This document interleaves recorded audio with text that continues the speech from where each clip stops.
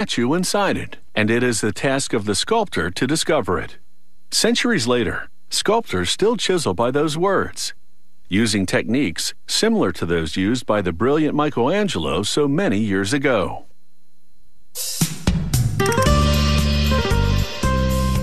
A lifelike image emerges from stone, and that well-chiseled look is the result of a lot of planning and posing.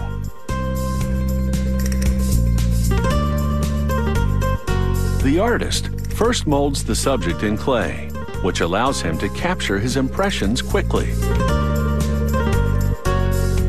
His clay model is the sculpture equivalent of a painter's sketch.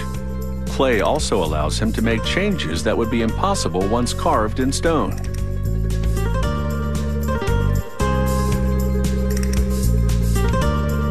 When the prototype is complete, the artist is ready to choose a stone.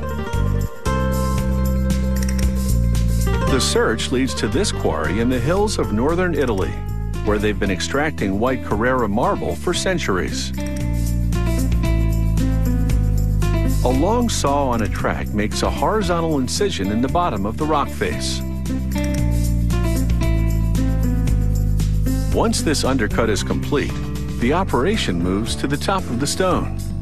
A machine pulls a loop of diamond cable down through the rock to cut the back of the slab.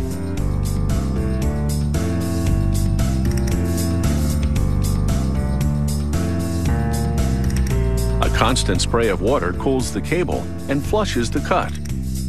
When the two cuts intersect, this marble slab is ready to be extracted.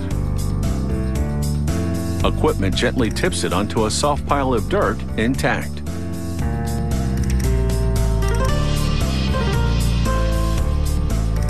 The supervisor gives the slab a production number and draws lines to indicate how it should be cut to prepare it for sculpting.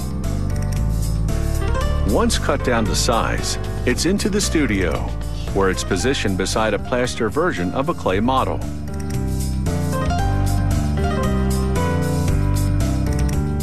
With calipers, an artisan measures the proportions of the plaster cast and transfers them to the marble slab.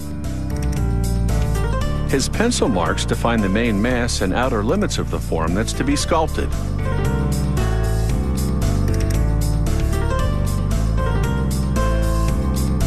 This artist chips away big chunks of the stone to give the rough size and shape of the plaster model. The penciled measurements ensure that he doesn't chip away too much and destroy the slab. Once the general shape has been achieved, it's time for the detail work. The sculptor measures the plaster prototype with a tool called a pointing machine. He transfers the measurements to the marble sculpture, ensuring that all the details will be to the correct scale. Of course, pointing tools can only show the artist where to carve. There's no substitute for skill. With a pneumatic chisel, the artist shapes the foot of the figure.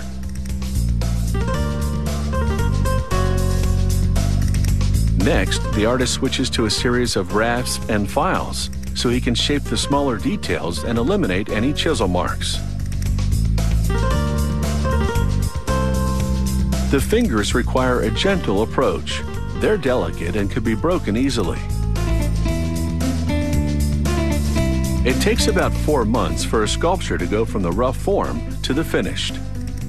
And now for the final touches.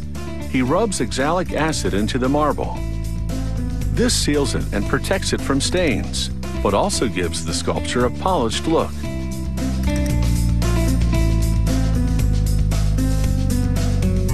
The result is a translucent effect that gives the sculpture visual depth. Like ghosts in the attic, there's an incredible array of plaster casts on the studio's upper floor. Many of them are replicas of famous classical works.